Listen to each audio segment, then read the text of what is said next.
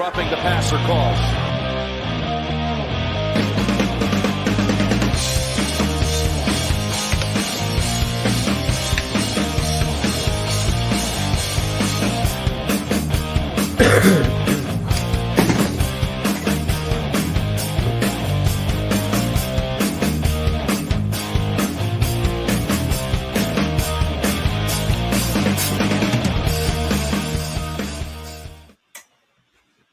What is up, everybody? Welcome to another episode of Roughing the Passer.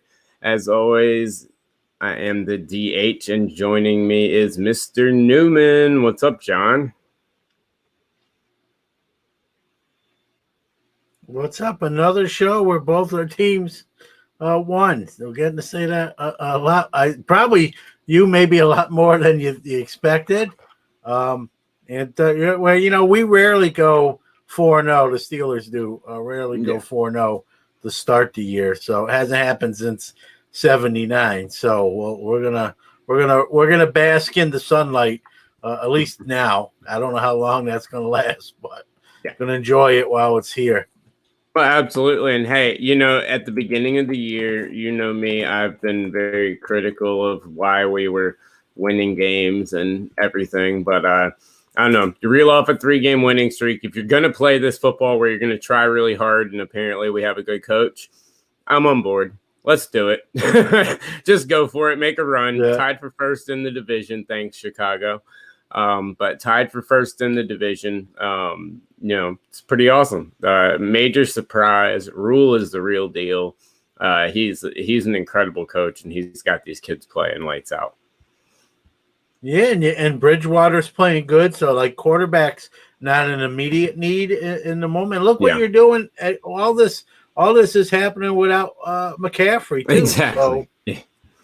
So, Exactly. But as always, guys, please call in and join the show. We asked a question earlier on our social media. If you did not see the question, just to let you know, we want to know who you guys think, what NFL head coach will be the next to get canned. Call in, let us know what you think, or call in, let us know what you think about anything else about football today. Anything you'd like to talk about, whether it be Dak or anything else that we discuss or that we miss. But please call in and join the show. We love it when you guys call in. You do not have to come on video. You can do just audio, just like a phone call. No big deal. So definitely call in, please. But John, I guess we'll dive right into it. First up with the scores and just run down everything this week. And so obviously Thursday you had the Bears edging out Tom Brady and the Bucks. You had the Texans beating the Jaguars 30-14. The Panthers, as we said, 23-16 over Atlanta. The Ravens kicking the crap out of Joe Burrow and making that offensive line look vulnerable. 27-3 over the Bengals. Then in probably the surprise game of the week, Raiders over the Chiefs 40-24. Then you had the Cardinals over the Jets 30-10. Yeah, that's a shocker. Yeah. Then you had the Cardinals over the Jets 30-10, Rams over Washington 30-10, Steelers over the Eagles 38-29 in a really just a crazy shootout. The Dolphins 43-17 over the depleted 49ers. Then you had the Cowboys, even though they lost Dak, they edged it out 37-34 over the Giants. Then you had the Browns winning another game and putting up 30 points, beating a very, very good Colts team that until today had one of the best defenses in football, 32-23. And then the game going on right now as we head into halftime, the Vikings beating the crap out of the Seahawks 13-0. So I don't know, John, when you look at some of those games, you know, what sticks out to you the most? I tell you what, San Francisco, and I know they got some injuries, man. I do. Yeah. But they got their taken to the woodshed by the Dolphins, and the Dolphins are moving in the right direction, but they're not there yet. And you know what happened to that deep? You know, San Fran could always hang their hat on their defense. Jimmy G, who's one of my GOATs, played like terrible today. Took the money, and he got benched for C.J. Beathard, right? Yeah. And so Well, that team went from almost winning the Super Bowl to they started out okay. Now they've sort of kind of regressed. I know there's injuries, but there's something there's more to it than that. They're not the guys that are playing are not playing well. You got quarterback issues when you probably shouldn't when you're paying a guy $100 million or whatever. Jimmy G. I know he was hurt and he came back this week. I understand all that, but he played terrible. Maybe that's due to injury. And then the other game, I mean, it's a gruesome injury. It reminded me of the Theismann, Lawrence Taylor. Again, speaking of a Giants being involved, Dak compound fracture of his ankle. And here's something I really thought about this a little bit after that all kind of sank in. There's a chance, Cowboy fans, let me know what you think. There's a chance that Dak has played his last play as a Dallas Cowboy. He's only signed literally for this year. This is a horrific injury. We obviously pray for Dak and hope a speedy recovery, but he's out for the year. There's going to be a lot of rehab, and his running ability is key to his success. And so, when an injury like this, I know Jerry Jones loves him, and I'm sure he feels terrible. But do you pay big money after this injury? I don't know how. It's bad. I mean, it'll look bad if Jerry said, "Well, after the injury, now we're not interested in keeping him here." And I'm sure that won't be worded like that. No. But are they going to back up the Brinks truck? So there's a dilemma here. That's the key right there, is that Dak, he played in this stupid franchise tag. Yet another reason why I just hate it.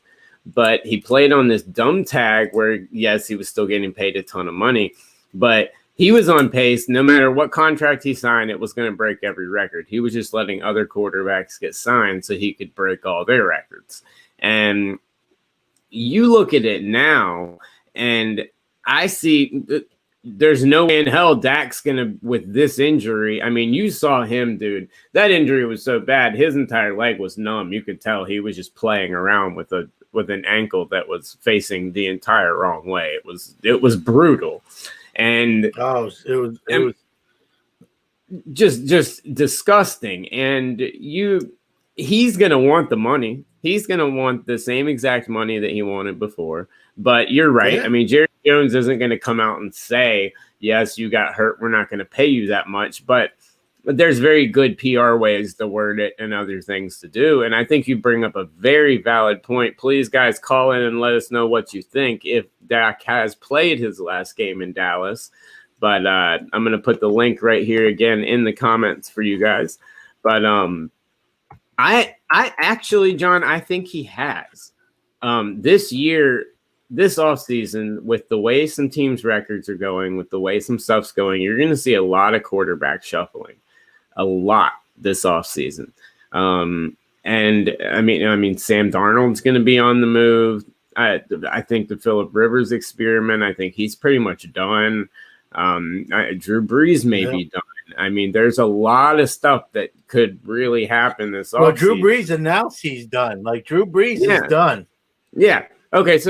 So, I mean, Dak, there's a lot of places for him to go. Let's face it. If Dak's healthy and he goes over to New Orleans, that's a damn good football team. And so, I mean, he's going to have opportunities and places to go if they don't want to pay him. And he's going to have that control because he used the franchise tag and they can't repeatedly do it like they used to be able to. So I actually think he has played his last game in Dallas. And I think he's going to end up being able to control his own destiny almost 100% where he goes. And I expect him to go to one of these contenders that's going to lose a quarterback, because this next offseason, there is going to be a ton of turnover.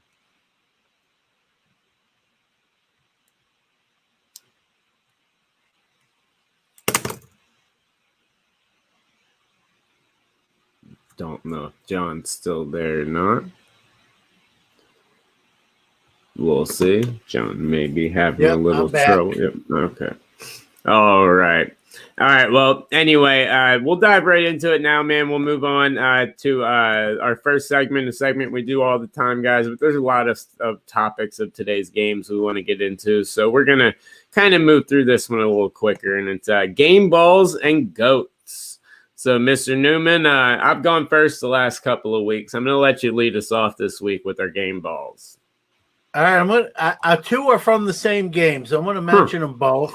They're in the game that I watched the early game. Of course, it's my Steelers, and Chase Claypool, man, 4 touchdowns, double-digit receptions, 130 yards or something like that. Just played like a veteran today, man. Really, I'm not going to lie. I'm an honest guy. When they made that pick, I said to my son Jordan, who's also a Steeler fan, like, I don't love that pick. Yeah, I don't love the pick. Yeah. And my son, I gotta give Jordan credit. He says, You're gonna like this kid. Like, just give him, go in with an open mind. Well, you know what? If that's what, obviously we're not gonna get this kind of performance today every week. But what today proved to me is that this kid's a player. He's gonna be all right. And I got, we're talking about guys not coming back. This may have signaled the end for someone on the Steelers. Juju's contract is up at the end of this year, and he was pedestrian today, like 4 catches for 38 yards. And I hate to say it because I love Juju, but what I saw today makes Juju very expendable because you got other guys there, and you got James Washington and Deontay Johnson. So if Juju stays, which I do hope he does, it's going to be a hometown discount. But the Steelers are not going to overpay him. And so Juju's going to have a choice, take the money and leave, or take a discount and stay where everyone loves him. And so, Chase Claypool, I almost said Les Claypool. Chase Claypool, definitely. And in the same game, the other guy that just willed them almost to beat the Steelers, I don't know how we couldn't cover this guy. He was a walk-on at Old Dominion. He looked like Jerry Rice today. Travis Fulgam from the Eagles. He had, again, double-digit receptions and 130 yards. And just he looked like Jerry Rice. That is him. And, you got to give credit where credit's due. And some of that's our defense, our secondary today did not play well. We escaped with a win. So there's 2, and I'll give my third one. I'll just get them all out of the way, Drew. Sure. And I won't say much for time-wise. Derek Carr today. I pick on him a lot. I'm critical of him. Today, we got to give him credit. We went into Kansas City. I know there's not a lot of fans there, but it's still a road game. And put up a 40 spot and beat an undefeated team, a team I thought I before today figured was going to win the second Super Bowl in a row, and now that's off the table. I mean, it could still happen, but it's not as a sure thing as I once thought it was. Right. And so those are my game balls. Nice. Well, I completely agree with your very first game ball with Claypool, because that's my first. He was phenomenal, just lights out. I love the kid. I thought he was good. I didn't know he was that good. And you're right, he does make Juju expendable. But I really hope for y'all's sake you keep him, because when Deontay's fully healthy, when Washington's fully healthy, when all those guys are at full gear, that's a scary group of receivers you guys have, and it makes you a very dangerous football team, period. But Claypool played lights out today, so definitely gets one of my game balls. And I did 2. My second, I'm sticking. I guess we're talking about both of our teams, because I'm sticking with my team, and I never thought I'd really be giving him one. But Teddy Bridgewater, dude, played great today. Phenomenal. I know he was playing Atlanta. I know it's not saying that much, but Atlanta did mount a comeback until Matt Ryan threw an interception in the end zone. Good job, guys. Teddy looked in control. He's got this offense down. Roby Anderson is a number 1 wide receiver, and he's proving it. This kid is legit. Teddy is someone that I did not firmly believe in, but after what I've been seeing, I mean, and what I saw today, I got to give it to him. I mean, he's got my game ball today, and I'm starting to become a believer in him, at least in Matt Rule's system. I don't know if it's Matt Rule's coaching or if it's all Teddy. I don't know what it is yet, but today I got to give it to Teddy. He played lights out in a game where we haven't won there since 2014 in Atlanta. So even though there's no fans there, like you said before, going in there is a big deal. And so going in there and winning that road game was huge for Carolina. So the big props to Teddy. Yeah. I think you went from, a lot of people thinking, well, he's only going to be there a year or two, and then they'll have to draft a quarterback. That might not be the case. He's not an old guy. I mean, he's still a young guy. He's making plays. They keep winning games, as you know, Drew. They're not going to have that high draft pick to get a franchise quarterback per se. And so, you want your team to win. It's a weird place to be in. I get it. I've been there a few years with the Steelers. But now that they're winning and they're doing this without McCaffrey, I think you look at Bridgewater and you say this guy could be here 3 to 5 years. And so let's try to win. We'll add other pieces in the draft. We got maybe arguably the best running back in the league when he's on the field. We got some defensive holes to plug here and there, as most teams do. And a great spell back. Mike Davis is legit, dude. Yeah. I mean, yeah. I mean, he might be auditioning for his next job, but it's still he didn't miss a beat with McCaffrey out. So this team went, and I don't want to speak for you, from looking farther away. There may not be as far away as you once thought, No, not near as far away as I thought. And that's good news for me. That's why I'm all aboard if we're not going to tank, let's go on and win them all. But all right, we'll move on to our GOATs now for the week. And so who you got for your GOATs? I got 3 guys. You want me to just go through them quick? Yeah, sure. Why not? Like I did. I won't say much about each one as I tell you who they are.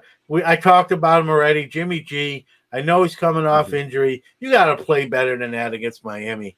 I know Miami's not bad, but their defense isn't that lights out where you stink it up. 2 interceptions. Yeah. And I think they're both pick sixes, or one of them was. And so he got pulled for C.J. Beathard. So he's going to be a GOAT. No free pass. If you're on the field, you're playing. He could have sat out this week if he was still hurt. Joe Mixon, 1 week he looks like he's the elite running back, and I know they're playing Baltimore. I get that, but 24 carries for 59 yards. That's a little over 2 carries. Big players show up in big games. He didn't show up today, as far as I'm concerned. And Phillip Rivers did today what I figured he would be for the most part all year for the Colts, is an interception machine that loses a game that they probably maybe should have won, and is not going to help his team as much as people think. He's on the career sort of over, and he's just hanging on. And that's what he looks like today. And so those are my 3 guys: Jimmy G, Mixon, and Phillip Rivers. No, I like all those. Mixon killed me on fantasy today. I'm glad I sat him because he would have destroyed me if I'd left him in. But I agree with all of those. Luckily, I did the craziest fantasy flyer in the world. One of my quarterbacks had a bye. The other one was Dwayne Haskins, so I had to get rid of him. So I picked up C.J. Beathard off the bench, thinking he would get no points and not start at all. And then sure enough, he goes in, starts, and gets some points. So that was about the luckiest Hail Mary you can get fantasy wise. But yeah, I agree with those guys completely. And my GOATs this week, I've got 2 of them. Well, 2/3. The first one is the Chiefs defense. This is a defense that's been pretty damn good. I've seen Oakland. They played Carolina. They put up a decent amount of points. Jacobs is great, yes, but this is a team that had been firing on all cylinders outside of struggling on that one game where they had to deal with all the stuff with COVID and everything. I don't know if their schedule's thrown off. I don't know what it is with them, but something seems off a little bit. But their defense today was horrendous. Derek Carr, as you mentioned, how good he played. Him and Josh Jacobs. Thank you. Him and Jacobs both had their way all day long.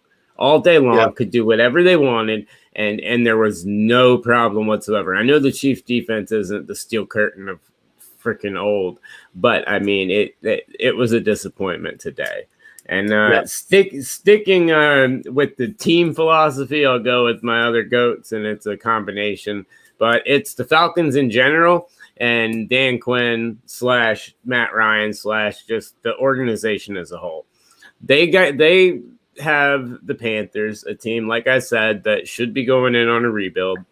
You're 0-4. You know you're fighting for Dan Quinn's job. You're fighting for some sort of pride whatsoever. You're at home where Carolina hasn't won in forever against you, and you have a chance to come back. You're driving. You get up to the goal line. You throw an interception in the back of the end zone. You lose another game that you easily should have been able to come back and win. And Teddy B, like I said, marched down the field all day long on them. The offense for Atlanta never looked to get in gear outside of Gurley. Gurley was running like a bat out of hell. He looks healthy and angry, but I think he's angry because he's on a team that sucks. But I think this was, but I mean, it's true. I think everyone on that team's angry. Yeah. I mean, Matt Ryan's interception, it looked like he just gave up. And I mean, they're charging at the goal line with a chance to win a game. Dan Quinn lost his team a couple Super Bowls ago, and he never got it back, as we've talked about. I mean, we've got a damn Dan Quinn firing meter over here as much as we've been talking about him. I think that's going to be put to rest. Yeah, I think that's why I didn't even bother getting it out, because it's about to be dead and buried, speaking of Halloween and everything, because it's he's gone. From all reports I've seen, it says it's all but finalized that he's gone. But I think losing to Carolina and Atlanta is a bigger deal than a lot of people realize. This is a massive rivalry game and something that Atlanta used to brag a lot about. And so I've got them as an organization as a whole as my goats, as my second pair of goats. Yeah, that's just a dumpster fire at this point. Yeah. You know, we're talking about guys angry. How is Arthur Blank not angry? And how did Dan Quinn even last this long for this to happen today? And what are you waiting? He must have inherited Jeff Fisher's fucking hard drive or something, whatever. Because both Dan Quinn. You know what? I'll use an analogy. Dan Quinn's like the deer that gets hit by the car. Right? It's in the ditch. It's flopping around. It can't walk.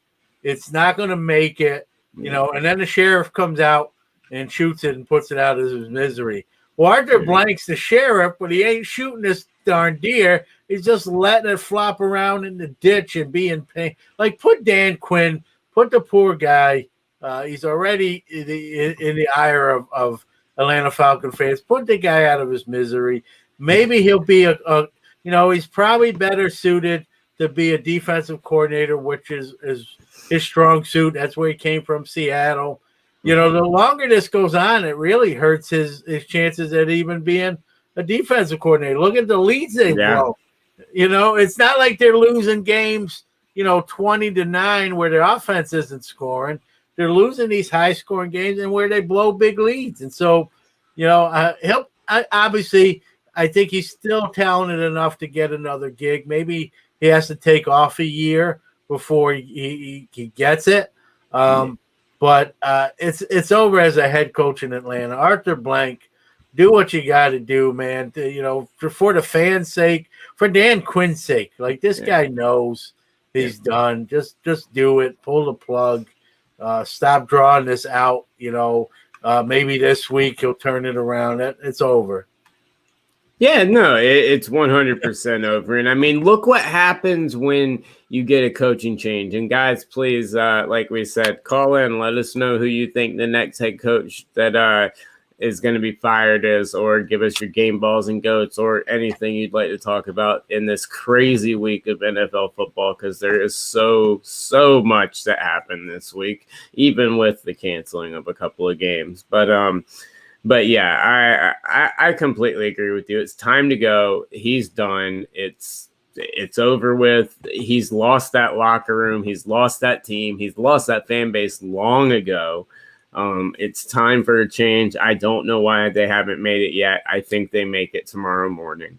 And I think they just deal with it. And I think it's at the change that everyone saw coming. And look at, I mean, to segue to another game and someone that I wanted to talk about, look what happens when you do fire a coach. Look at Houston today, playing the Jaguars, a team that's good. I mean, the Jaguars are not terrible. They're not great, but they're not awful. They're okay. And I mean, they beat the shit out of them 30-14, and it wasn't even that close. And I mean, you see a team rally around it. And I mean, you heard the reports that Watt exploded with O'Brien. And as soon as O'Brien's gone, those players rallied around each other. And if you watch the highlights of that game and you watch them the first 4 weeks of the season, it looks like a different team. There comes a time when you need some kind of a jump start. The Jets, the Falcons, these teams need that jump start, and they need it quick, because you got to look at these guys and say, okay, is this a Hall of Fame legendary coach? Can you imagine this guy holding up a Lombardi trophy with our star quarterback? No. And so you've got to move on from these guys, and you've got to do it fast.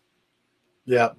And Houston, I picked Houston in my picks. Yeah, for the very reason you talked about. I thought they were going to come out inspired. They didn't want to play for O'Brien. Now the ding dong, the witch is dead. They get to really kind of let loose. They did exactly today what I predicted they would do. They're not going to win the Super Bowl. Let's not get that carried away. But at least they got that gorilla out of the room, as the saying goes. Guy they didn't like. He lost them. You know, when a coach loses a team, that's it, man. You can't get that horse back in the barn. The barn's closed, and the horse is just running loose. And so Adam Gase and New York's got to go. Quinn will be tomorrow. You know, there's always, a lot of people want,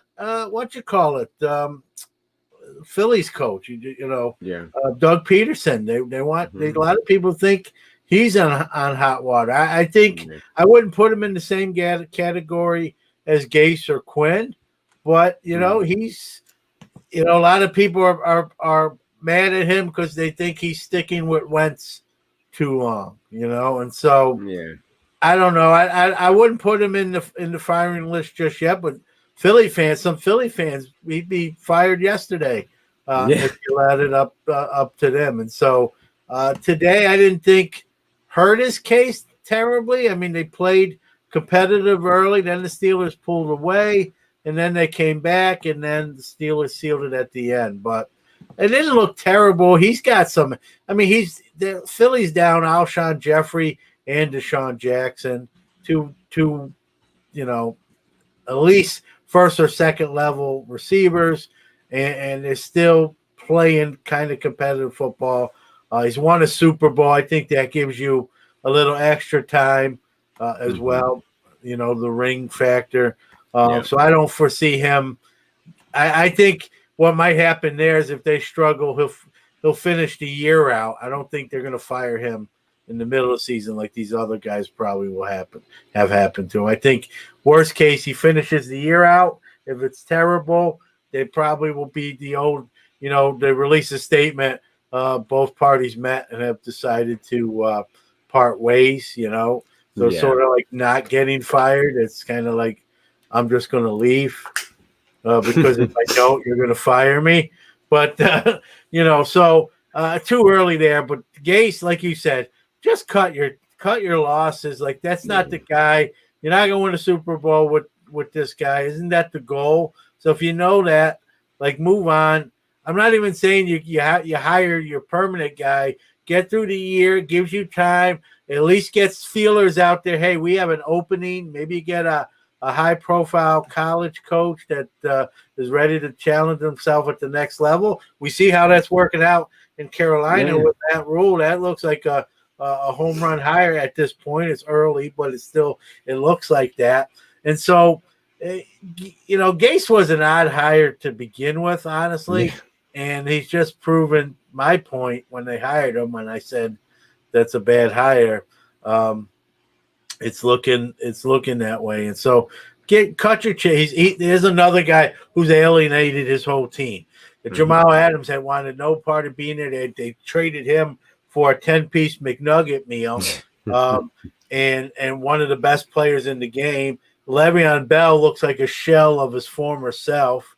And I mean, I'm not even a Jets fan, and I feel terrible for him. Like, that's got to be a tough existence each week when like, this guy, no one likes him on the team, no one's playing for him, and we have to watch that too.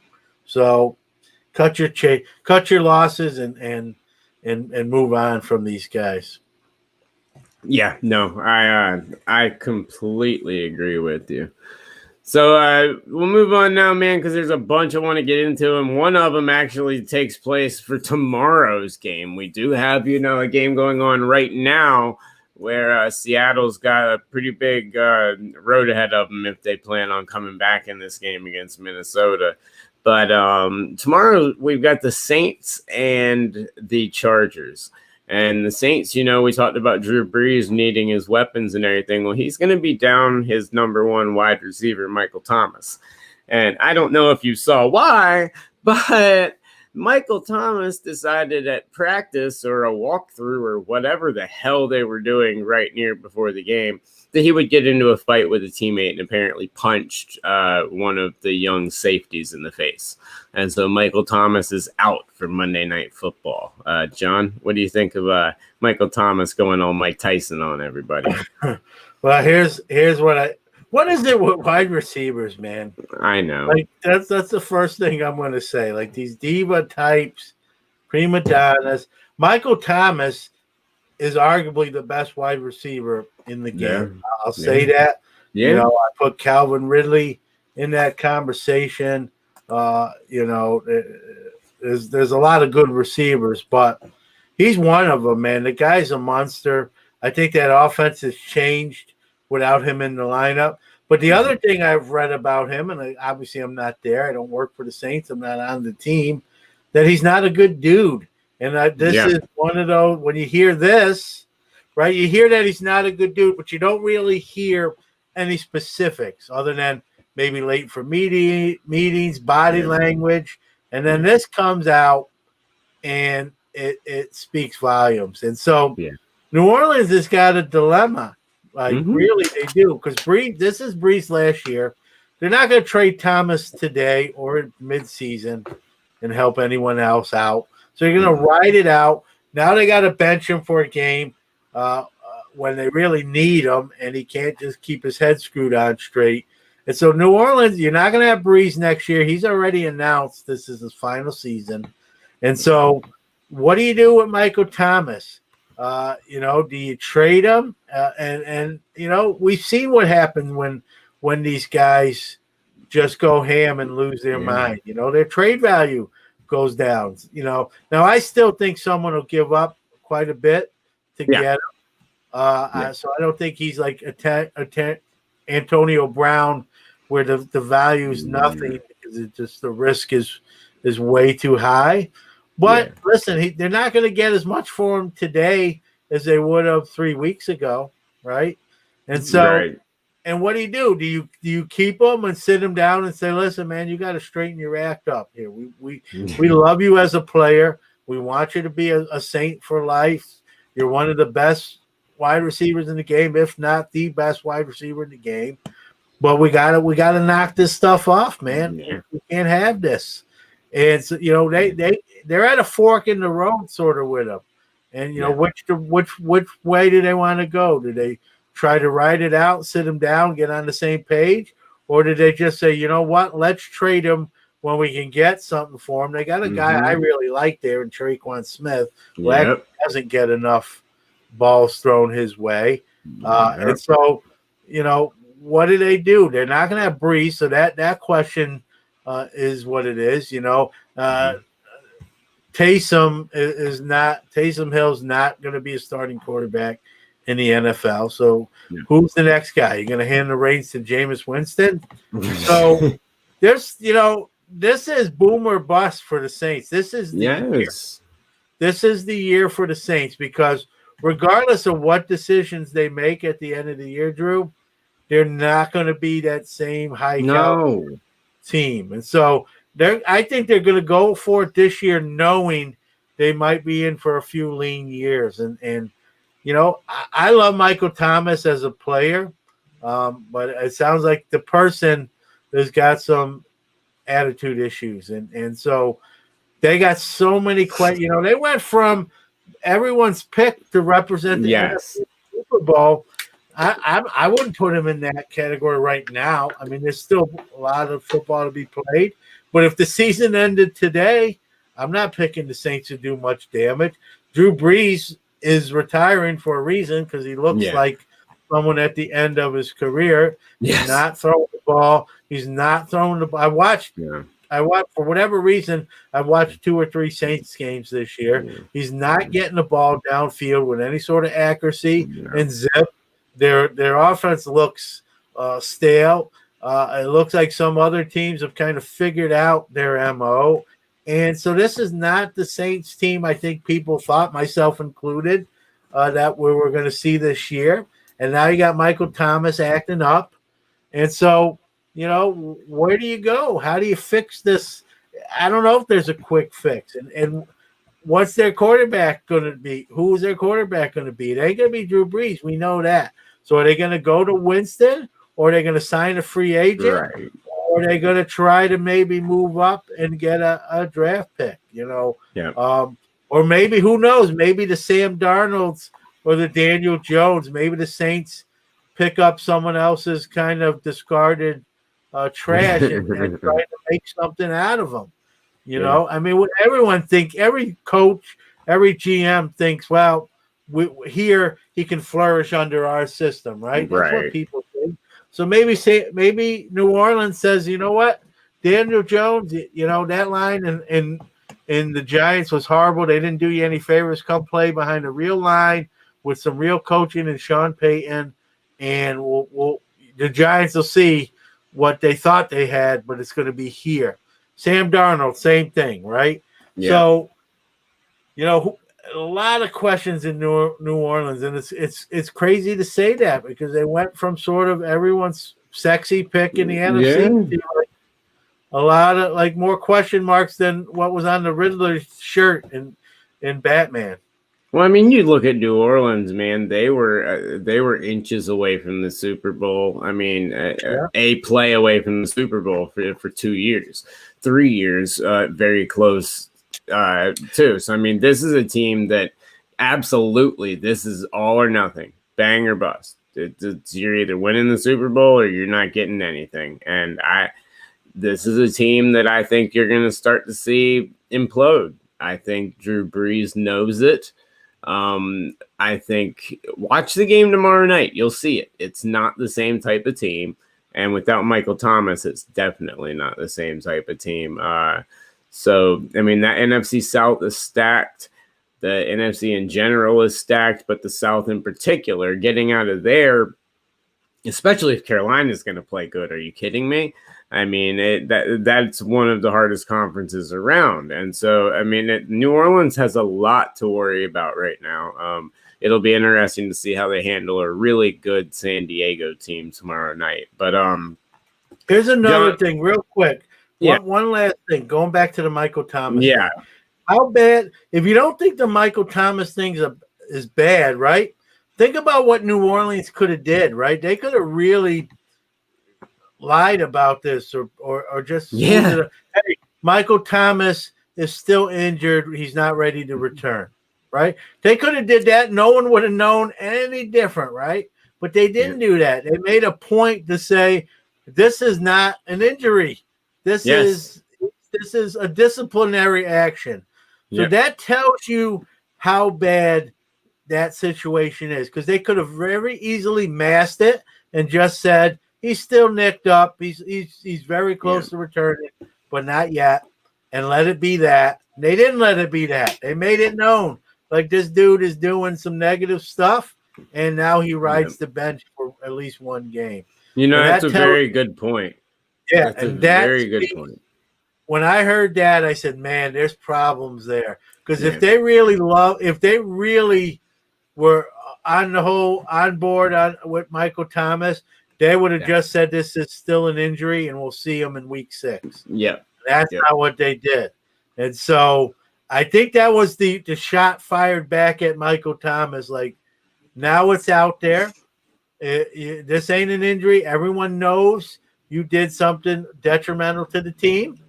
And fly right and straighten up and fly right, or your days are numbered here. I think this was sort of the warning shot fired in the air, not at him, but in the air to warn Michael Thomas, like, the next shot is at you, and you're not going to be a member of the Saints for the long-term goal. 100%. 100%, dude. This is they, like you said, they could have kept this a lot quieter. I mean, the name of the damn teammates out and everything. I mean, it's ridiculous. This could have been. This stuff happens all the time. Teammates fight just as much as they fight people, more than they fight people on other teams. But it never gets out. Like, if this is getting out to the point where there's disciplinary measures, it means New Orleans says, okay, you crossed the line, but your attitude is so bad all the time that we need to make a fucking example of you. And that's ridiculous. And even Drew, even with it getting out that he punched a teammate and the teammate's name, they could have still said, yeah, that did happen, but he's not playing tomorrow because he's not 100%. He's hurt. Yeah.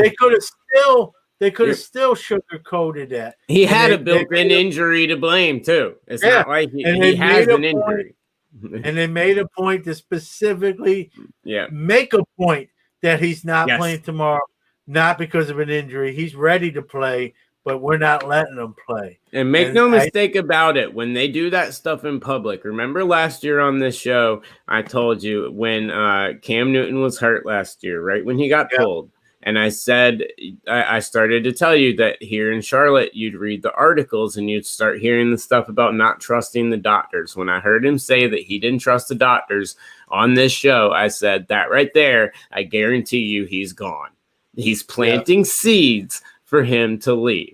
These teams and players and people like that do this stuff strategically through the media to make it a point to these players. And Michael Thomas may not be in New Orleans. We're talking about people who may, like Dak, maybe not in Dallas. Michael Thomas could very, very easily not be in New Orleans. And it looks like he's on the verge of being another top tier wide receiver that lets his attitude almost throw him out of some really good situations, but hopefully it doesn't come to that. But all right, so we talked about Dak's injury a little earlier, John. And guys, please call in, let us know what you think. Obviously, our poll question of the day was which NFL head coach will be the next to get canned. Call in, let us know who you think, or anything else we've been talking about today, or anything else you'd like to talk about. But John, we talked about Dak a little while ago, and obviously just a tragic injury for him. It was tough to watch. It was tough to watch with his family there. The whole thing was just rough. And Dak's a good guy. I mean, I don't care if you're a Cowboy fan or not. I don't think you can really hate the guy. And so, he's a good kid, and I hated to see it happen. But we talked about that for a little while. But on the opposite end of the spectrum, another person who suffered a brutal leg injury just a couple of years ago jumped back on the field today for Washington. Alex Smith, returning from. I know Teddy Bridgewater is a big comeback story, but Alex Smith, I don't know if you watched the documentary on him. Yeah. He's lucky Yeah. to have a leg. He's lucky to have a leg, let alone playing football. And he trots out there today and plays football. It was absolutely incredible. 17 separate surgeries. Yes. Think about that. Yep. Think about that injury wasn't that long ago. I mean, it wasn't yesterday. It's 2 years ago. Yeah. 17 surgeries in 2 years. Like, I'm 47, knock on this wood right here. I haven't had a surgery in 47. He had 17 in 2 years. The fact that he even thought about playing football again is extraordinary. The fact that he actually did it today, they went to his wife in the stands, and she was obviously bawling, and it was a touching moment. And that, if that doesn't tell you, we're talking about the opposite ends of a spectrum, right? Mm-hmm. Here's a dude that just wants to play a sport he loves, and he's after a horrific injury where he could have literally died and lost his leg. They thought he was going to die or lose his leg. Yeah.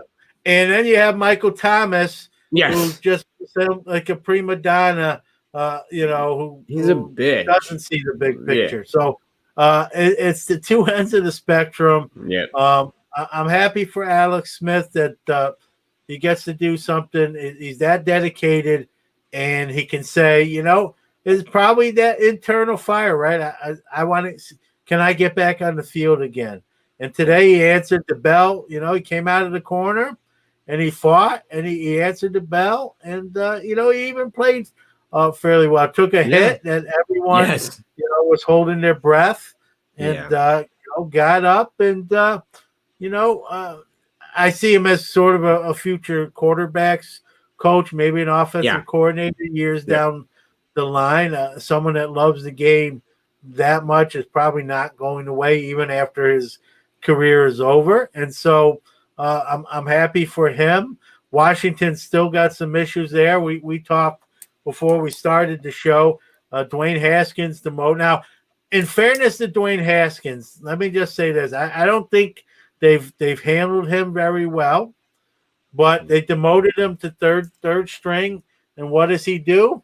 He unfollows Kyle Allen. He unfollows Washington football, social media, and I told you Ron Rivera and him would be a mess. I told you. And so it's just the thing I read about him, the negative I read about him. What was the word? Immaturity. What did you do? What does that say when you unfollow somebody? Yes. And you unfile Kyle Allen. It's one thing. It's one thing to be mad that Ron Rivera demoted you. What does that have to do with Kyle Allen? Like he's your mentor. He's one of your mentors.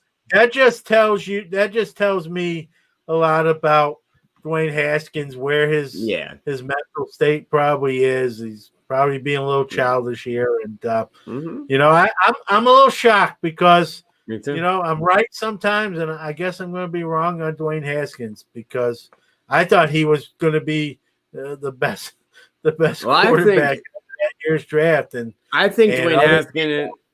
I think he's going to flourish, but I don't think it's going to be in Washington. I think he's going to do good, but it won't be in Washington. I told you, Ron Rivera, that's not the quarterback he wants. He'll do anything. Ron Rivera was salivating to put Kyle Allen in.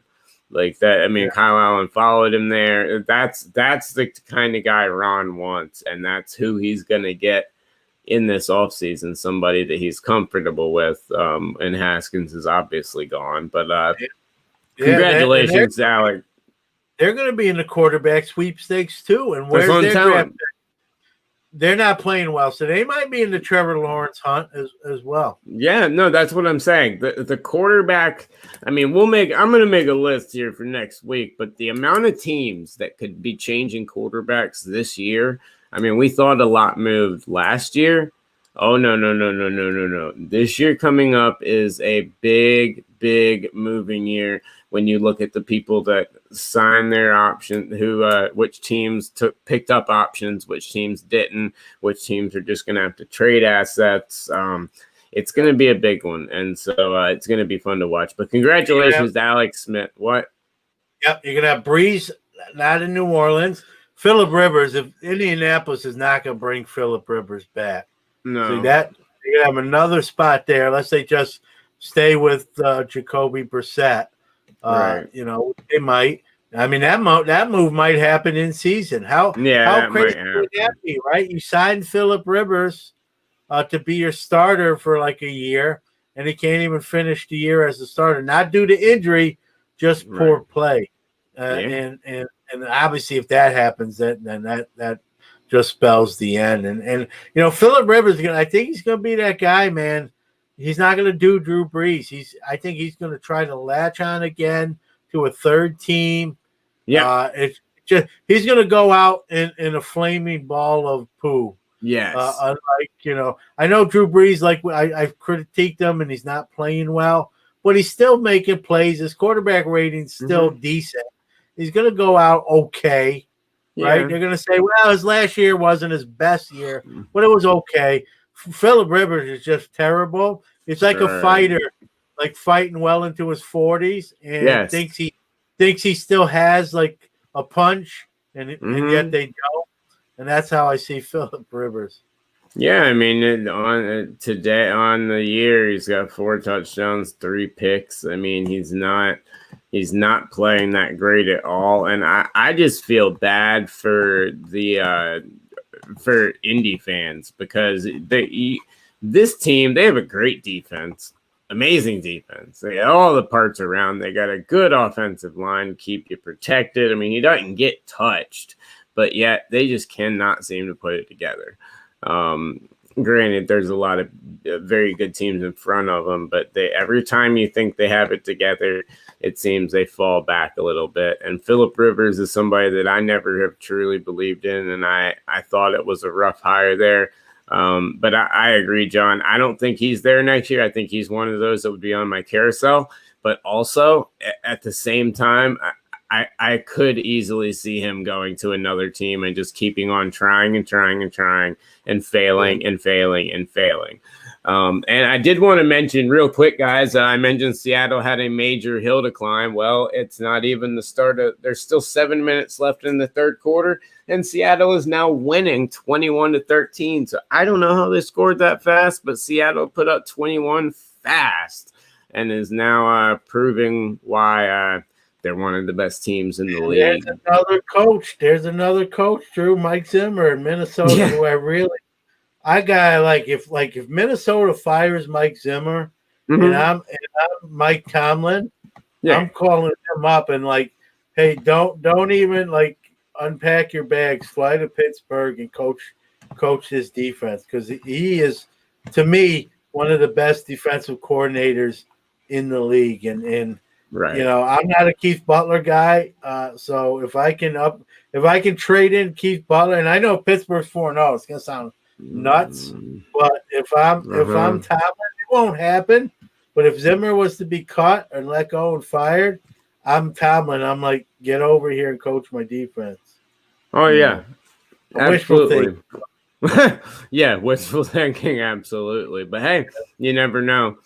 All right, well, I want to dive now into, John, one of my very favorite segments. And, guys, please call in if you have anything you'd like to say about this week in the NFL. Call in, let us know. We'll hang out with you a little overtime if you call in now. Yeah, but man, I love to hear from a Philly fan on what they think of Wentz / Peterson, kind of the combo. And the fact that they threw Jalen Hurts in there to throw one pass today, and he threw an absolute dart and a bullet. And I honestly think that was like, hey, buddy, you better pick it up, because someone else is sitting on the bench that's ready to play some ball. But moving on now to shit whip of the week. And John, I started a little early today because I got 2 of them. There's a tie. I couldn't go with 2 hits because they ended up with injuries, and I don't like showing brutally bad injuries when we're doing this show. But the very first one comes to us courtesy of the Washington LA game in the Rams and Aaron Donald on Kyle Allen. Just brutally takes him down. Watch now. The replay shows how hard he is. Watch how hard Aaron Donald throws him down on this play. Like, it's not just the hit, it's the throw. Like, when he realizes he has the ball, he's like, oh, hell yeah. They'll show the replay right here. He slams him so freaking hard right here. Bam. I love it. Aaron, you could have probably selected 4 clips because Aaron Donald had 4 sacks today. Hands down, he's the best defensive player in the game right now. Khalil Mack's in the conversation. Well, Jamal Adams from the safety position. But right, it's Aaron Donald's world, and every other defensive player is just playing in it. He's just a beast. How they single cover this guy still is like, figure it out, offensive coordinators. You got to put 2 guys on. Even that doesn't even work sometimes. No, but you at least got to have 2 guys. You cannot single block this guy. He'll do what he did today. 4 sacks. He had a season today. He had a season for some defense front line defensive guys today. He just go ahead. No, I was saying you said Khalil Mack, and speaking of Khalil Mack, with our second shit whip of the week. I did not know this, by the way, everybody. Full disclosure. Yeah, he did not know this, but this is the second shit whip of the week, and it is fucking beautiful. I love it. It's not the quarterback. It's what happens after. Whoop! Bam! Hip toss. I love it.